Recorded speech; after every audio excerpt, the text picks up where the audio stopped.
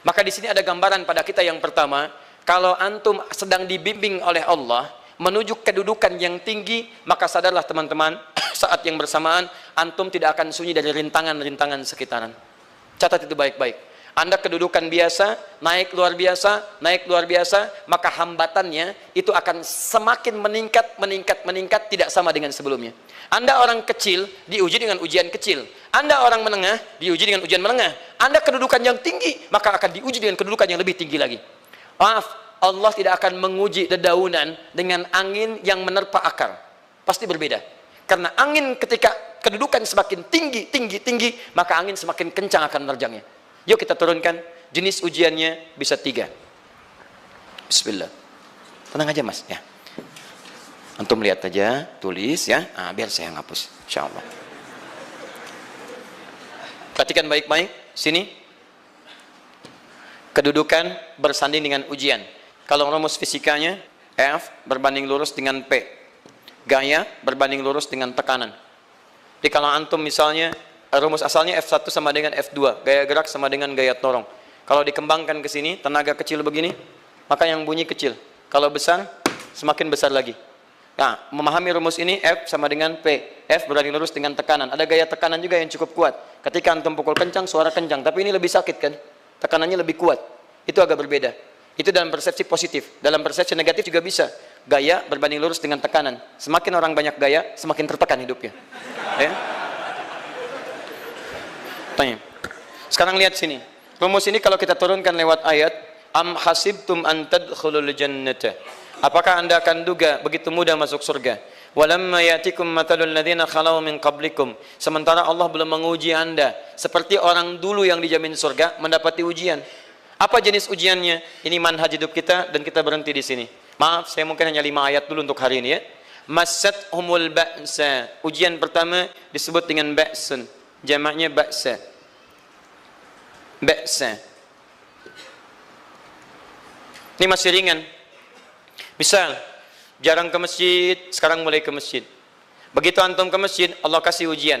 Sesuai dengan kadar niat antum. Kasih hujan gerimis. Ke masjid gak? Itu ba'sun.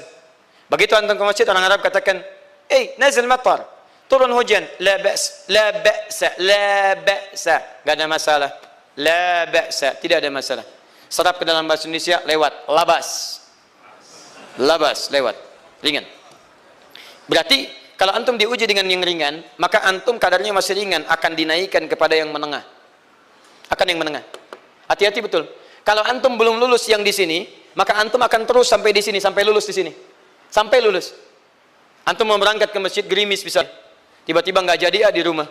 Istri antum mengatakan, Pak kok nggak ke masjid? Hujan mah, kan cuman gerimis. Takut teriak, Masya Allah. Padahal antum misalnya belum kuat untuk berangkat. Maka antum akan terus diuji di sini. Lihat rumusnya, Quran surah kedua ayat 286. La yukallifullahu nafsan illa, Allah tidak akan pernah menguji seorang hamba di luar kadar kemampuannya. Jadi kalau antum masih ujian yang ringan, antum diberikan yang ringan. Antum naik menengah, diberikan yang menengah. Antum naik lagi level tinggi, diberikan ujian yang berat. Menengahnya disebut dengan darrun. Wad-darra, dari ba'sun jadi darrun. Jamaknya darra. Sudah menyakiti fisik. Kena fisik, sudah melukai, hujannya makin deras.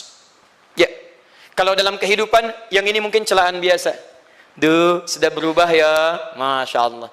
Sekarang jilbabnya sudah panjang, Masya Allah. Duh, semakin panjang ya, nyanyiin Batman ya, Masya Allah. Udah banyak. Begitu sudah mulai pakai cadar, ninja, oh Masya Allah. Dorna, sudah nggak enak ke fisik. Dornun. Lihat rumusnya ya, lihat rumusnya baik-baik. Ini lebih menenangkan pada jiwa. Ketika Anda dalam level-level seperti ini artinya Allah sedang menaikkan iman Anda dalam level yang lebih tinggi lagi.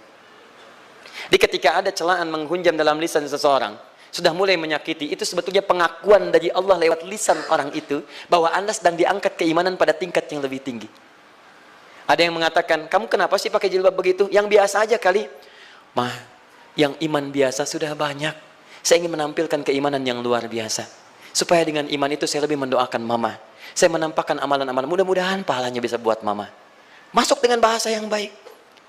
Masya Allah. Jadi kalau antum bisa melawan hal-hal demikian dengan bahasa yang indah, itu nyaman kepada jiwa. Kadang-kadang ada kalimat-kalimat yang tidak perlu pakai dalil, teman-teman sekalian. Kembalikan ke sini. Terakhir, wazulzilu zilzal. Zulzilu zilzal. Gempa, goyang. Dia ada ujian yang bisa menggoyangkan diri kita, membuat gempa hati kita. Antum sudah nggak kuat, kadang-kadang jalan sempoyongan, padahal nggak ada gempa di luar, cuman hati kita kayak kena goncangan. Diserang sana, serang sini, nggak bisa tidur, nggak bisa makan, tawarin ini susah, itu susah. Wazulzilu. Bahkan hatta yaqula Rasulullah walladzina amanu ma'ahu mata nasrullah.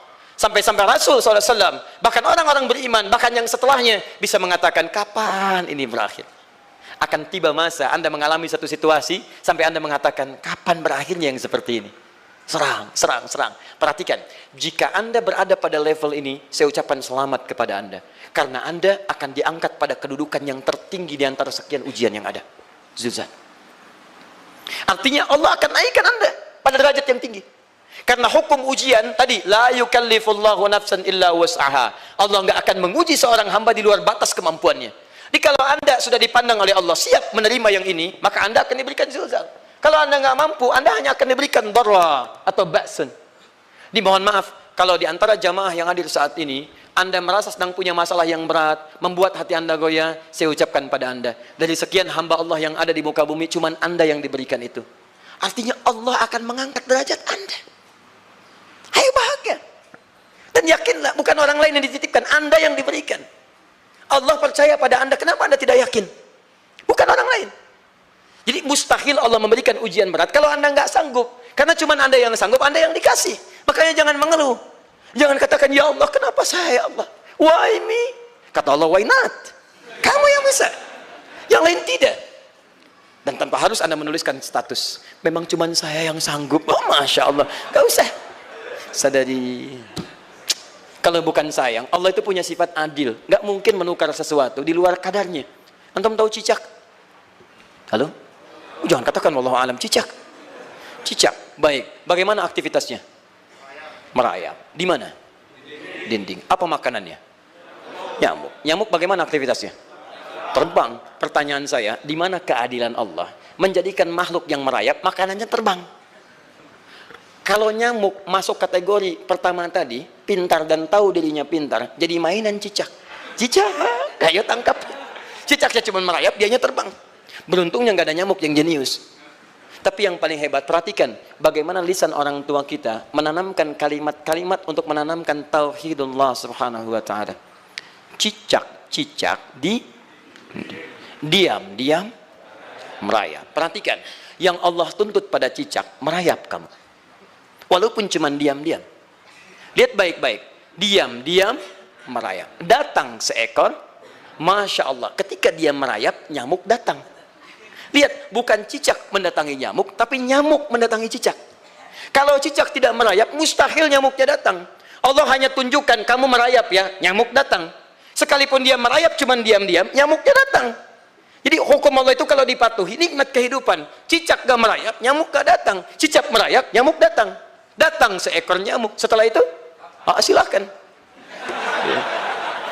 Jadi kalau kita teman-teman ikuti hukum Allah, mau berat, alhamdulillah. Mau ringan, alhamdulillah. Ya mau sedang, alhamdulillah. Begitu diangkat, artinya ada pengakuan dari Allah, iman kita akan diangkat. Cuman, bahasa Nabi Ya'qub alaihissalam kepada Yusuf alaihissalam, mesti ada persiapan dalam mengatasi itu semua. Tidak cukup hanya mendiamkan saja. Maka kata Nabi Ya'qub, jangan kisahkan dulu. Bikin dulu pemetaan-pemetaan untuk mudah mengatasi itu semua. Ini poinnya. Anda harus punya rencana.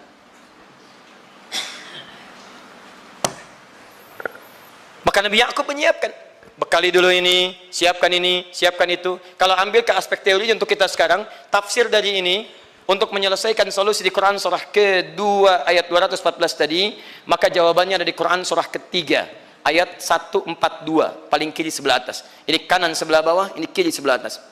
Dan awal ayatnya dibuka dengan kalimat yang sama. Perhatikan, Al-Baqarah ayat 214 kalimatnya menggunakan am hasibtum an tadkhulul jannah. Ali Imran 142 am hasibtum an tadkhulul jannah. Yang Al-Baqarah itu ujiannya, walamma ya'tikum mathalul ladzina khalau min qablikum masathumul ba'sa wad-dharra waz-zulzilu. Yang Ali Imran itu solusinya. Am hasibtum an tadkhulul jannata walamma ya'lamillahu alladhina jahadu minkum wa ya'lamas sabirin. Saya tutup sampai sini dulu.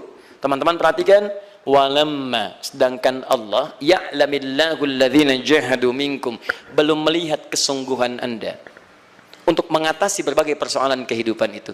Kalimat jahadu, akar katanya dari kata al-juhdu. Serius, sungguh-sungguh. Jadi kalau persoalan Anda ingin segera selesai, Anda mesti serius. Hei yang sedang kuliah, kalau mau cepat selesai kuliahnya, serius belajarnya. Pahami dengan baik. Kalau Anda nggak pernah serius, bagaimana bisa menyelesaikan pelajaran dengan baik? Hei yang sedang berumah tangga, kalau ingin baik rumah tangganya, serius dalam berumah tangga. Keluarkan hukum-hukum Allah, terapkan dalam kehidupan rumah tangga. Anda akan mendapatkan manfaatnya. Hei yang sedang berbisnis, serius dengan pekerjaan. Karena hanya orang serius yang bisa menghasilkan kekayaan-kekayaan yang terbaik. Serius dalam ibadah, karena ibadah melahirkan keberkahan dengan kekayaan yang Anda dapatkan dari titipan Allah Subhanahu wa taala. Ayo serius. Al-juhdu dibagi 3 bagian. 1, serius dalam merencanakan, disebut ijtihad namanya. Bikin rencana. Misal, maaf, tadi dalam keluarga, kalau diambil kedudukan Yusuf alaihissalam, antum tempatkan itu pada porsi pertama sebagai target. Misal, Yusuf diberikan kedudukan oleh Allah. Bagaimana anak saya punya kedudukan walaupun tidak sama dengan Yusuf alaihissalam?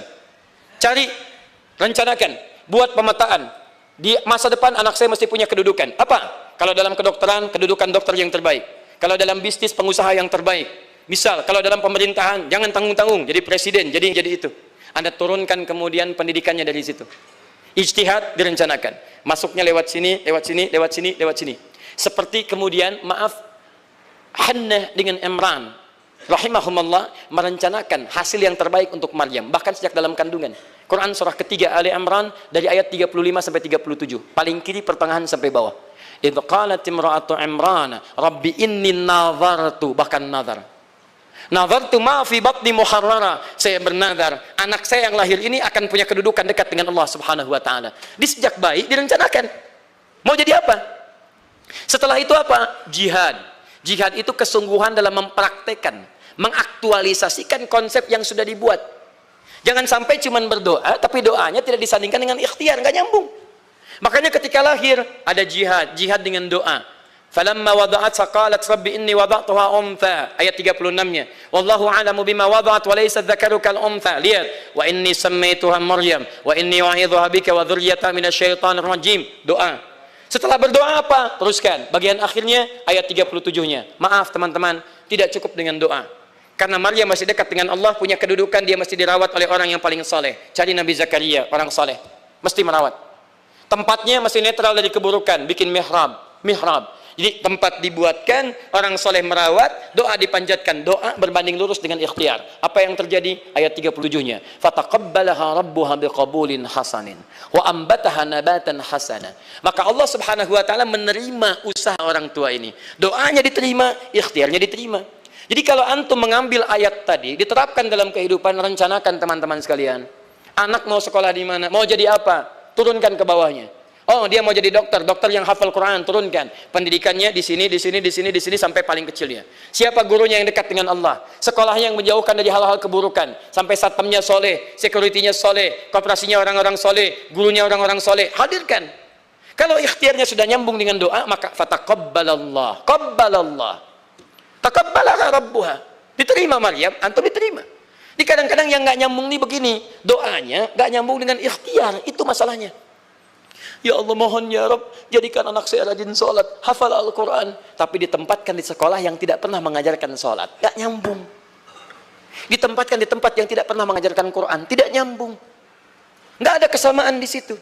Maka Nabi Ya'qub alaihissalam memberikan gambaran kepada anaknya, nah, kamu akan punya kedudukan begini, hati-hati, setiap ada kedudukan akan ada rintangan, kamu harus punya rencana untuk merencanakan solusi-solusi terbaik untuk itu. Kemudian yang terakhir, ini yang paling hebat, mujahadah, perjuangan melawan emosi. Karena tidak sedikit tantangan itu, maaf, yang berat itu bukan menghadapi fisiknya, tapi menghadapi diri kita sendiri. Mau ke masjid, malas, itu yang susah dihadapi dibandingkan dengan hujan. Hujan ada payung, malas mau pakai apa? Maaf, menurun, semangat turun, malas datang, kecewa datang, pesimis datang, lawan, namanya mujahadah. Gabungkan ketiganya, isi dengan sabar. Wa ya'lamas sabirin. Manhaj itulah yang diberikan kepada Yusuf, sehingga Yusuf nanti mengalami tahapan-tahapan kehidupan sampai dengan beliau mencapai puncak tertinggi, disebut kemudian menjadi Al-Aziz, dan disitulah kemudian terbukti mimpinya setelah 40 tahun atau 80 tahun disebutkan dalam satu riwayat, maka terbuktilah mimpi ini punya kedudukan, bapak ibunya beserta saudara-saudaranya sujud di hadapan Yusuf alaihissalam. Teman-teman, ini baru 5% dari pengajaran yang ada di surah Yusuf. Masih banyak hal yang lainnya. Bagaimana ketika mohon maaf bertemu dengan saudaranya. Saya kasih bocoran sedikit. 10 orang rapat di satu tempat untuk mencelakai Yusuf. Setelah mereka menyimpulkan bapaknya itu lebih perhatian kepada Yusuf. La Yusuf wa ahabbu ilaina. Yusuf itu lebih dicintai dibandingkan kita pada diri bapak kita. Bapak kita salah nih. Bapak kita salah. Masya Allah. Bapak kita sesat nih. Ya, inna abana lafi dhalalim mubin. Bapak kita sesat banget nih. Salah bapak nih. Ya harusnya kita yang dicintai, kita lebih kuat. Wa nahnu usbah, kita lebih hebat dibanding dia. Rapat teman-teman. Yang hebat begini, 10 orang rapat. Diajukan usulan untuk membunuh Yusuf. Saya mau tanya pada antum, kalau 10 orang rapat, 9 mengusulkan A, 1 mengusulkan B. Kira-kira yang diterima secara quorum 9 atau 1? 9. Ini bisa tertukar. Tertukar. Pembunuhan diusulkan, 9 orang condong. 1 orang mengusulkan, la taqtulu Yusuf, jangan bunuh Yusuf. Alqihi fi ghayabatil jubbi, yaltaqithu ba'd as-sayyarah. Cukup lemparkan dia ke tempat gelap. Kemudian di tempat itu akan lewat para kafilah, dia diambil dan menjauh dari kita. Yang penting kan Yusufnya nggak ada, supaya dosa kita nggak berat-berat amat. Yusufnya ambil, itu kan tujuan kita. Lihat baik-baik. Biasanya setan kalau sedang melakukan sesuatu itu nggak akan nanggung, nodong bisa pembunuhan. Lempar bisa perampokan. Tapi ini yang aneh, kenapa 9 orang yang untuk membunuh itu tiba-tiba belok menyepakati rencana yang pertama? Yang 1 orang. 9 orang, 10 orang rapat, 9 punya A. Tiba-tiba yang 9 berpindah kepada yang B yang cuma 1 orang. Kenapa bisa terjadi? Ada rahasia di situ. Kapan rahasianya? Kapan-kapan kita bahas.